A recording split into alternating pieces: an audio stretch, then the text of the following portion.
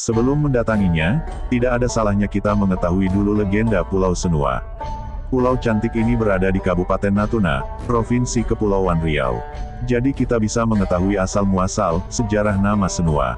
Juga kisah-kisah menarik yang ada di baliknya.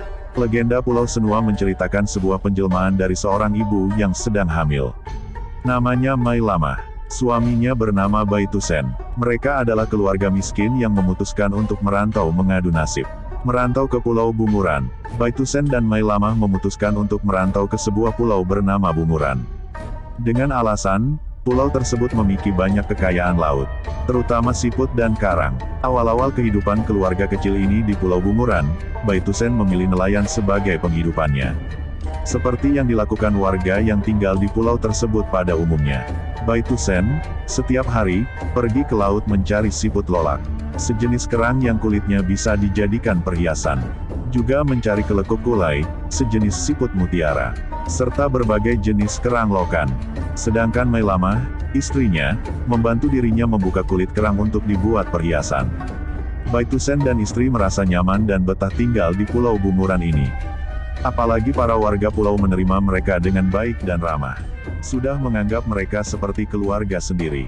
Salah satu yang menjadi sahabat mereka adalah Mak Semah, tetangga rumah. Seorang bidan kampung yang miskin namun hatinya baik. Bang, sejak kita tinggal di kampung ini, adik tidak pernah merasa sebagai pendatang. Semua warga menganggap kita seperti saudara sendiri. Kira-kira begitulah ucapan Mai Lama kepada Baitusen. Hari berganti hari, Baitusen semakin rajin mencari nafkah dengan pergi ke laut. Dia tekun mencari kerang dan siput. Berangkat saat hari masih gelap dan kembali pulang saat hari sudah gelap kembali. Daya jelajahnya pun semakin jauh, sampai ke daerah pesisir Pulau Bunguran Timur. Mendapat rezeki ribuan ekor teripang. Awal-awal masa keemasan pasangan Baitusen dan Mai Lama pun tiba juga. Momen ini tiba saat Baitusen menemukan sebuah lubuk teripang yang banyak. Dan sejak itu, dia tidak pernah lagi mencari kerang dan siput. Dengan mencari teripang, Baitusen berharap hidupnya akan menjadi lebih baik dan makmur. Harga teripang kering sangat mahal di Bandar Singapura dan di Pasar Kuantong, Cina. Pasangan suami istri Baitusen dan Mai Lama, akhirnya menjadi nelayan yang sukses. Harta kekayaan mereka menjadi berlimpah. Banyak saudagar dari negeri seberang datang ke Pulau Bunguran untuk berbisnis dengan keluarga Baitusen. Berkembang pesat dalam kurun waktu 2 tahun, pesisir timur Bunguran menjadi bandar yang ramai. Bermacam-macam tongkang-wangkang perahu besar datang kemari. Mai Lama lupa daratan. Semakin kaya dan terkenal, istri Baitusen kemudian dipanggil dengan Nyonya Meilem oleh para tauke langganan suaminya itu. Bukannya bertambah rasa bersyukurnya, gelar tersebut justru membuat Mai Lama lupa daratan. Ia lupa dengan asal-usulnya. Lupa kalau dulunya ia hanyalah seorang istri nelayan miskin. Lupa dulunya suaminya hanya seorang pencari siput yang miskin dan hidupnya serba kekurangan. Penampilan Mai Lama sehari-hari pun berubah. Sejak memiliki harta berkecupan, ia selalu bersolek. Namun sayangnya, sikap dan perilakunya juga ikut berubah. Yang tadinya dekat dengan warga sekitar, kini ia sengaja menjauhkan diri dari pergaulan. Alasannya, tetangganya yang miskin itu berbau anyir, pedak bilis sejenis pekasam atau ikan asin, dan berbau kelekuk busuk. Semakin parah, Mai Lama pun menjadi pelokek dan kedekut. Melihat perubahan kelakuan istrinya, Baitusen mengingatkan. Bukannya mendapat jawaban yang mengenakan, justru ia mendapat jawaban ketus. Untuk apa bergaul dengan mereka? Mereka hanya akan menyusahkan kita saja, ujar Mai Lama. Termasuk saat tetangga dekatnya, Mak Semah ingin meminta bantuan pinjaman beras. Bukan beras yang didapat, Mak Semah justru mendapat cibiran. Hai, perempuan miskin, tak punya kebun sekangkang kera, masih saja meminjam. Dengan apa kamu akan membayar hutangmu? Cemooh Mai Lama ke Mak Semah. Karena sikapnya itu, masyarakat pulau memilih untuk menjauhinya. Sudah enggan untuk bergaul dengannya. Nyonya Meilem hamil. Akhirnya Mai Lama membutuhkan juga pertolongan dari orang lain. Yaitu saat dirinya hamil dan akan melahirkan bayinya. Mak bidan dari seberang tidak juga datang. Baitusen berkali-kali memohon kepada tetangganya yang terlanjur sakit hati. Namun Mak Semah dan warga lain tidak ada yang bersedia menolong. Ah, untuk apa membantu Mai Lama yang kikir itu? Biar tahu rasa dia dan sadar.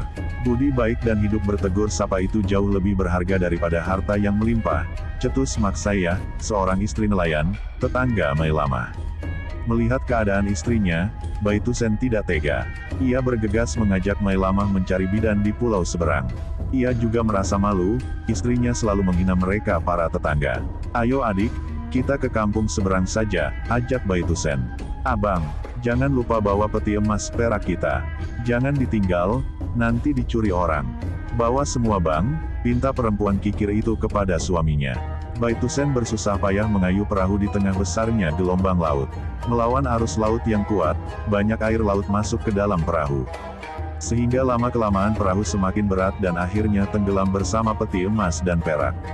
Keberuntungan masih memihak mereka berdua. Walau dengan bersusah payah, Baitusen masih sanggup menyelamatkan diri dan istrinya ke pantai Bunguran Timur. Mailama berpegang erat pada tali pinggang Baitusen yang terbuat dari kulit kayu trap.